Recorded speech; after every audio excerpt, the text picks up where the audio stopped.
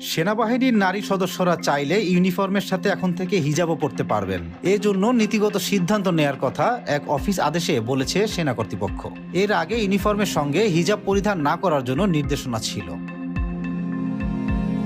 Adjutant জেনারেলের কার্যালয়ের অভ্যন্তরীণ এক অফিস আদেশে বিষয়টি সংশ্লিষ্টদের অবহিত করা হয়েছে। কর্মকর্তা ও নার্সিং সেবার কর্মকর্তারা সহ অন্যান্য পদবীর নারী সেনা সদস্যদের হিজাব পরার ক্ষেত্রে এতদিনে যে বিধিনিষেধ ছিল তা সম্প্রতি তুলে নেওয়া হয়। জানা যায়, গত ৩ সেপ্টেম্বর পিএসও কনফারেন্সে ইচ্ছুক নারী সদস্যদের ইউনিফর্মের সাথে হিজাব পরিধানের অনুমোদনের বিষয়ে নীতিগত সিদ্ধান্ত নেওয়া হয়। একই সঙ্গে হিজাব পরিধানের একটি নীতিমালা করার কথাও বলেছে এজি অফিস। অফিস আদেশে বলা হয়েছে, নীতিমালাটি চূড়ান্ত করতে নারী সেনা সদস্যদের ইউনিফর্মের সঙ্গে সামঞ্জস্যপূর্ণ হিজাবের বাস্তব নমুনা, হিজাবের কাপড়ের ধরন, রং